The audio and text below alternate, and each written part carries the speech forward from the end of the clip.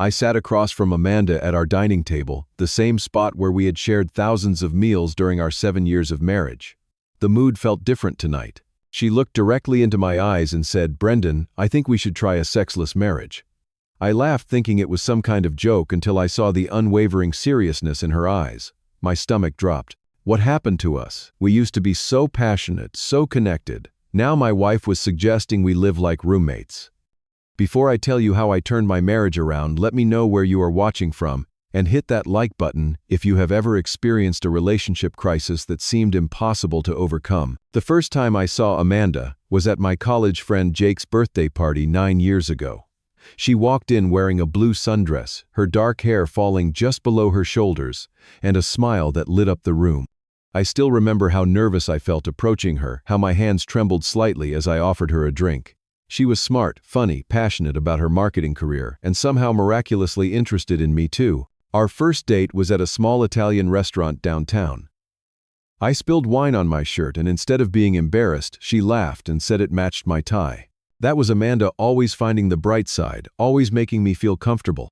We dated for 2 years before I proposed on a hiking trip to the mountains. The wedding was small but perfect, just close friends and family, at a rustic venue with string lights and wildflowers. The first 5 years of marriage were everything I had dreamed of. We traveled when we could afford it, fixed up our small house on weekends, and spent countless nights talking about our dreams for the future. The physical part of our relationship was passionate and frequent. We could barely keep our hands off each other, sometimes making love multiple times in a weekend, surprising each other with spontaneous intimacy on random Tuesday evenings. But things began to change gradually. Amanda received a big promotion at her marketing firm. The new position came with more responsibilities, longer hours, and frequent travel. She would come home exhausted, often bringing work with her. I was proud of her success, but started to notice the distance growing between us. I was busy too. My software engineering career was taking off, and I found myself working late to meet deadlines. Some weeks we barely saw each other awake. Our intimate moments decreased from several times a week to maybe once or twice a month. I chalked it up to a busy phase in our careers, believing things would return to normal once we adjusted. I tried to rekindle the spark. I planned date nights, booked weekend getaways, and made efforts to be more attentive. I would leave little notes in her purse, send flowers to her office, or prepare dinner for when she got home. Yet more often than not, my advances were met with excuses. She was too tired. She had a headache. She had a big presentation tomorrow and needed to prepare. Each rejection chipped away at my confidence. I started questioning my attractiveness, wondering if I had somehow become boring or if she simply no longer desired me. Our conversations became functional rather than meaningful. We discussed bills, schedules, and household tasks, but rarely connected on a deeper level. Small disagreements that would have been brushed off before turned into tense arguments. Then came the subtle changes that triggered my concern. Amanda changed her phone password. She had never hidden her phone before, but suddenly it was always face down and locked. She began receiving texts late at night and would take calls in another room. There were more work events and team buildings on weekends that she needed to attend. I also noticed she started putting more effort into her appearance before heading to the office. New outfits, a different hairstyle, more makeup. These things alone might not have meant anything, but combined with the emotional and physical distance between us, they planted seeds of doubt in my mind. Still, I trusted Amanda. I did not want to be the jealous, suspicious husband checking up on his wife. I wanted to believe we were just going through a rough patch like many couples do. I convinced myself that my concerns were overblown, that I was being paranoid because I felt insecure about our lack of intimacy. Little did I know how much worse things would get, or that my wife would soon suggest removing physical intimacy from our marriage entirely. The night Amanda suggested a sexless marriage started like any other Tuesday. I had picked up takeout from our favorite Thai place on my way home from work. Amanda was already there, sitting at the kitchen table with a glass of wine, scrolling through her phone. She seemed distracted, barely looking up when I walked in. We ate mostly in silence, making occasional small talk about our days.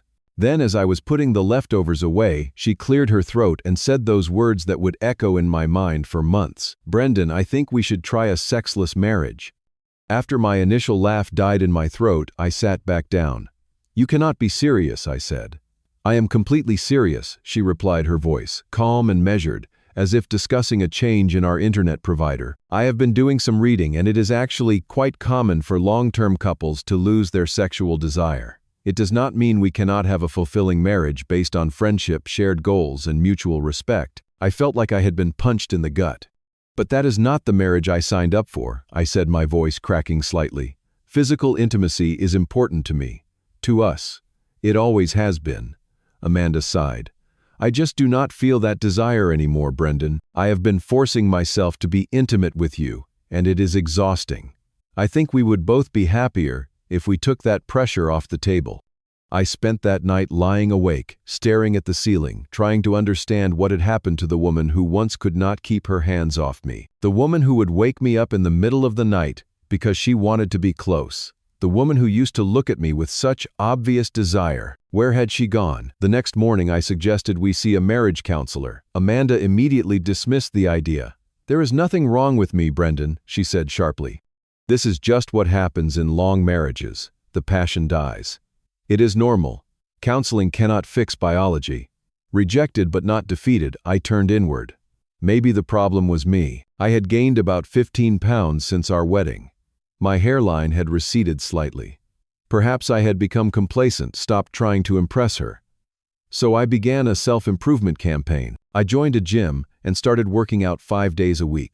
I updated my wardrobe, got a new haircut, started using skincare products. I read books about marriage and intimacy, joined online forums for advice, and tried to initiate more meaningful conversations with Amanda about our relationship. But all my efforts seemed to bounce off an invisible wall she had erected between us. She acknowledged my physical changes with brief compliments, but showed no renewed interest. When I tried to discuss our intimacy issues, she would change the subject, become irritated, or suddenly remember an urgent work email she needed to send. Then came the day that turned suspicion into something more concrete. Amanda had left her laptop open on the kitchen counter when she went to take a shower. A notification popped up from someone named James. I had never heard her mention anyone named James before. Without thinking, I glanced at the message preview. "Missing your smile today. Lunch was too short. Tomorrow, same time." I quickly stepped away from the computer, feeling guilty for seeing something not meant for my eyes. When Amanda came downstairs, I casually asked, "Who is James?" Her reaction told me everything. She froze momentarily before her expression shifted to casual indifference. "Just a new colleague in the creative department." "Why no reason?" I said. "Just saw a notification from him on your laptop." "Are you spying on me now?" she snapped, closing her laptop with more force than necessary. "He is just a work friend. We collaborate on projects." I raised my hands in surrender. I was not spying. The notification popped up. I did not even read the full message. She softened slightly, but remained defensive. "Well, there is nothing to read anyway. Just work stuff." After that day, things deteriorated further. Amanda started working later than ever. Some nights she would text that she was sleeping at a hotel near her office because she was too tired to drive home. When she was home, she was distant, constantly on her phone or laptop. I felt like a stranger in my own marriage, tiptoeing around my wife, desperate for any scrap of affection or attention. We argued more frequently, usually about trivial things like dishes left in the sink or bills that needed to be paid, but we both knew these were just proxies for the real issues we were not addressing. With each passing day, my suspicions grew. The woman who had suggested a sexless marriage was not simply experiencing a natural decline in desire. She was directing that desire elsewhere. The confirmation of my suspicions came from my friend Daryl, who called me one Saturday afternoon while Amanda was supposedly at a marketing workshop. "Brendan, man, I do not know how to tell you this," he began, his voice uncomfortable. "But I just saw Amanda at Riverside Bistro with some guy. They were pretty cozy." Riverside Bistro was a small restaurant about 30 minutes outside of town, the kind of place you would only go if you were specifically trying to avoid running into anyone you knew. "How cozy?" I asked, my heart pounding. Daryl hesitated, hand holding across the table. And when they left, he had his arm around her waist. "I am sorry, man. I thought you should know." I thanked him and hung up. Then I sat on our couch for hours, numb with shock, waiting for Amanda to return home with her fabricated stories about brand strategy sessions and team-building exercises. But confronting her with secondhand information would only lead to more denials. I needed irrefutable evidence both for her and for myself. I hired a private investigator, something I never imagined doing in a million years. It felt sleazy and invasive, but I needed to know the truth. 2 weeks and $2,000 later, I had my answer. Photos of Amanda and a tall, dark-haired man entering a hotel together. Text message records showing hundreds of exchanges, many explicitly romantic and sexual in nature. His name was indeed James, and he was not just a colleague, but her department head married with 2 children of his own. I waited until a Friday evening when I knew Amanda would be home to confront her. I had the photos and text transcripts in an envelope on the coffee table. When she walked in, I was sitting calmly, though my insides were churning with a toxic mix of rage, heartbreak, and vindication. "We need to talk," I said. She must have read something in my expression, because she sat down without argument. I pushed the envelope across the table. "Take a look." As she flipped through the contents, her face cycled through shock, embarrassment, and finally anger. Not remorse, notably. Anger. "You had me followed," she demanded. "You gave me no choice," I replied. "You have been lying to me for months, possibly longer." "How long has it been going on, Amanda?" She threw the photos down. "Fine. Yes, James and I have been seeing each other. 4 months now. Are you happy?" "Happy? Do you honestly think this makes me happy?" I was struggling to keep my voice level. "Why, Amanda? Why not just ask for a divorce if you wanted someone else?" "Because I did not know what I wanted," she shouted. "And honestly, Brendan, you have not exactly been exciting these past few years. You became so predictable, so boring.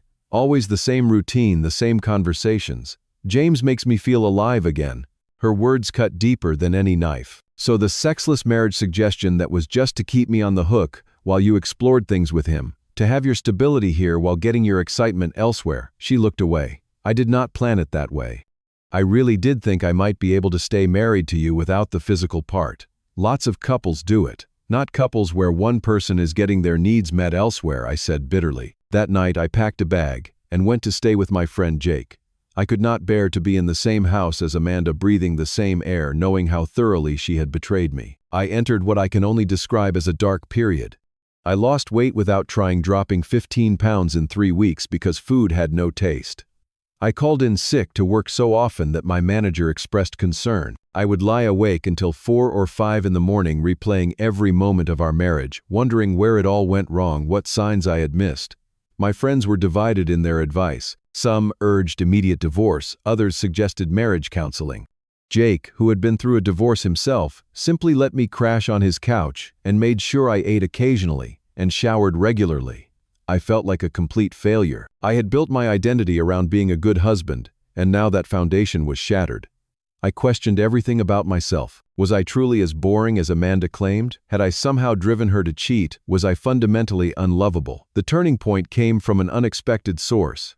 Jake introduced me to his cousin Simon, a personal development coach, who had survived his own devastating breakup years earlier. Unlike my other friends who either wanted me to immediately divorce Amanda or try to win her back, Simon offered a different perspective. "Your worth is not determined by her opinion of you," he told me during our first meeting. "You need to reconnect with who you are outside of this relationship." His words struck a chord. I had been defining myself by Amanda's view of me for so long that I had forgotten who I was, independent of her approval. Simon helped me see that I was stuck in a victim mindset, allowing Amanda's betrayal to define my entire self-image. "You have 2 choices," Simon said. "You can remain a victim of her actions, or you can take back control of your life. Either way, the choice is yours." Something clicked in that moment. I realized I had been giving Amanda all the power, even after discovering her affair. I was still allowing her to determine my value, my happiness, my future. It was time to reclaim my life. With Simon's guidance, I developed a plan. Not a plan to win Amanda back, but a plan to win myself back. The first step was consulting a divorce attorney to understand my options. I had the papers drawn up, but did not file them immediately. Knowledge is power, and I wanted to approach whatever came next from a position of strength. Next, I focused on myself. I returned to the gym with renewed purpose, not to look good for Amanda, but to feel strong for myself. I bought new clothes that reflected who I wanted to be, not who I thought Amanda wanted me to be. I reconnected with old hobbies I had abandoned, like hiking and playing guitar. I joined a cooking class and a rock climbing gym, filling my calendar with activities that brought me joy. I also expanded my social circle, making new friends through these activities who knew me only as Brendan, not as half of Brendan and Amanda. I volunteered at a local animal shelter, finding that helping abandoned dogs and cats healed something in me too. Throughout this time, Amanda called and texted, constantly alternating between angry demands to know when I was coming home and tearful apologies. I responded minimally, giving no indication of my plan. This was not a manipulation tactic. I genuinely needed space to figure out my next steps. After 6 weeks away, I was ready to implement the next phase of my plan. It was time to go home, but not as the same man who had left. I moved back into our house on a Sunday when I knew Amanda would be there. I did not ask permission or give advance notice. I simply showed up with my bags and walked in, heading straight to the guest bedroom to unpack. Amanda was shocked to see me. She followed me around asking questions I answered with minimal information. Yes, I was moving back in. No, I was not ready to talk about our relationship. No, I would not be sleeping in our bedroom. Yes, I expected to live as roommates for now. I established a new routine immediately. I woke early to work out before heading to the office. I stayed late at work or met friends for dinner, coming home only to sleep. I was polite but distant, with Amanda treating her as I would a colleague, not a spouse. No anger, no accusations, no emotional discussions. This was not at all what Amanda had expected. She had anticipated either a tearful reunion or an ugly confrontation, but my cool detachment left her off balance. She tried multiple tactics to engage me emotionally, from cooking my favorite meals to dressing provocatively to picking fights. I remained steady, refusing to be drawn into either reconciliation or conflict. After about 2 weeks of this arrangement, Amanda's demeanor began to change. I learned later that James had ended their affair after she told him about our separation. Apparently, he had no interest in leaving his wife and was only looking for an exciting diversion. Amanda was suddenly alone without the attention of either her husband or her lover. I noticed small changes in her behavior. She stopped going out as frequently. She began asking about my day with genuine interest. She offered to cook dinner for both of us instead of just herself. When I declined these overtures, she did not push, but I could see the hurt in her eyes. One night, I came home to find her crying at the kitchen table. My first instinct was to comfort her, but I held back, remembering all the nights I had cried alone while she was with James. "What is wrong?" I asked, keeping my distance. "I miss you," she sobbed. "I miss us. I made a terrible mistake, Brendan. I know you might never forgive me, but I want you to know how sorry I am. Thank you for saying that," I replied evenly, "but I am not ready to have this conversation." As the weeks passed, Amanda became increasingly determined to save our marriage. She left notes around the house apologizing and reminiscing about happy memories. She asked if we could try counseling, the very thing she had rejected when I suggested it months ago. She even reached out to some of my friends asking for advice on how to make things right. The real turning point came when I received a job offer from a tech company in Seattle, 3,000 miles from our home in Boston. It was a fantastic opportunity with better pay and more interesting projects. I had applied on a whim during my darkest days, never expecting to get an interview, let alone an offer. When I told Amanda about the job, the color drained from her face. "You cannot move across the country," she whispered. "What about us?" I looked at her steadily. "There is no us right now, Amanda. There is you, and there is me, living in the same house but separate lives." The next day I found the divorce papers on the kitchen table. I had left them in my desk drawer, not hidden, but not in plain sight either. Amanda must have been searching through my things. "Is this what you want?" she asked when I came home, pointing to the papers. "I wanted a faithful wife who desired me," I replied honestly. "You decided that was not what you wanted to be." She broke down, then sobbing harder than I had ever seen. "Please, Brendan, please give me another chance. I will do anything. I will quit my job. I will go to therapy. I will spend the rest of my life making this up to you. Please do not leave me." Something in her desperation felt genuine, not manipulative, not calculated, but the raw panic of someone facing the consequences of their actions and truly regretting the pain they had caused. I sat down across from her. "Why should I stay, Amanda? Give me one reason that is not about your comfort or happiness, but about why it would be good for me." She wiped her eyes, taking a moment to compose herself.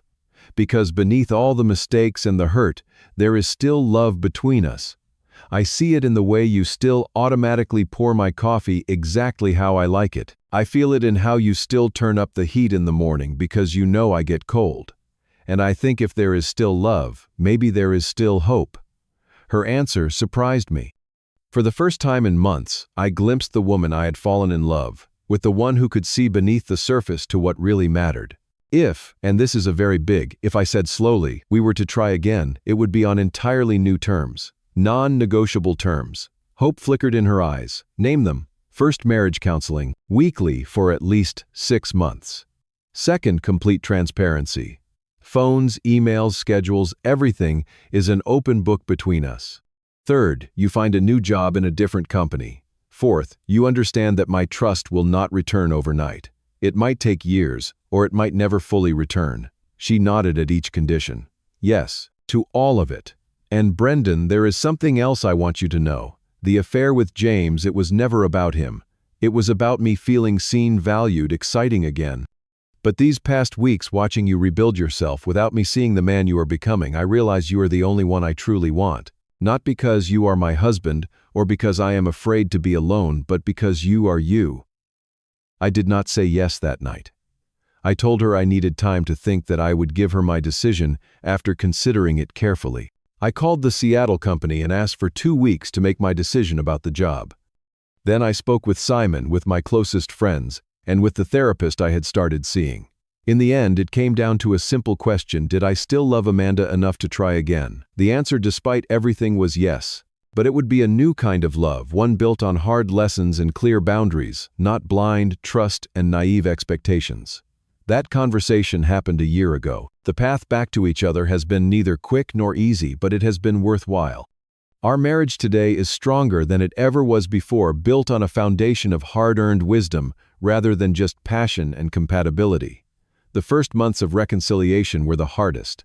We started with separate bedrooms and scheduled times to talk with our therapist as mediator. Amanda found a new marketing position at a smaller firm with a shorter commute and more reasonable hours. She handed over her phone and laptop passwords without being asked and checked in regularly about her whereabouts, not because I demanded it, but because she understood the need to rebuild trust.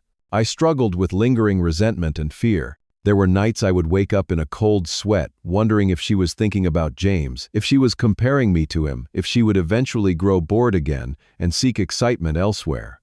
Our therapist helped me express these fears without attacking Amanda, and helped her respond with empathy rather than defensiveness. Gradually, we relearned how to be a couple. We established a weekly date night, taking turns planning activities that ranged from fancy restaurants to hiking trails to art classes. We implemented a daily check-in ritual, 10 minutes each evening, to share our highest and lowest moments of the day.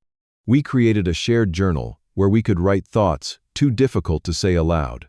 Physical intimacy returned slowly. We started with simply holding hands, then cuddling on the couch, building back the comfort of touch before reintroducing the sexual aspect of our relationship. When we finally made love again, nearly 4 months into our reconciliation, it was both familiar and entirely new, charged with a depth of emotion that had been missing before.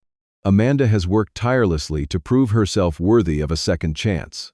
She reaches for my hand in public, sends thoughtful texts throughout the day, and finds small ways to make me feel valued. She has become more attentive not just to my physical needs, but to my emotional ones as well, truly listening when I speak and remembering the details that matter to me. But the most profound change has been in myself. I no longer depend on Amanda for my sense of self-worth. I have maintained the friendships and hobbies I developed during our separation, carving out space in our relationship for individual growth. I am more confident, more direct about my needs, and more aware of my boundaries. I declined the Seattle job but negotiated a promotion within my current company. Amanda and I recently bought a new house, a fresh start in a different neighborhood. We are discussing having children, a conversation we had put on hold during the turbulent years of our marriage. The woman who once suggested a sexless marriage now initiates intimacy more often than I do. But it is not just about physical desire, although that has certainly returned. It is about the deeper need for connection, for being truly seen and appreciated by your partner. I have learned that self-respect is the foundation of any healthy relationship. When I began valuing myself, setting boundaries, and refusing to accept less than I deserved, Amanda began seeing me through new eyes. The confident man who knows his worth is infinitely more attractive than the insecure husband desperate for validation. The irony is not lost on me that it took nearly losing everything to build something better. Sometimes the most painful experiences contain our greatest opportunities for growth. Amanda and I had to break before we could rebuild, had to see the worst in each other before we could become our best selves. So if you are facing betrayal or rejection in your relationship, know this: your value does not diminish because someone fails to see it. The path forward, whatever you choose, must begin with reclaiming your own sense of worth. Whether that leads to reconciliation or to a new beginning elsewhere, you will be better for having found your strength in the darkness. Have you ever had to rebuild trust in a relationship, or had to make the difficult choice between leaving and starting over? Share your experience in the comments below. Your story might be exactly what someone else needs to hear today. And if this resonated with you, please like and subscribe for more real-life stories. Thank you for listening, and remember, sometimes the most profound growth happens in our most painful moments.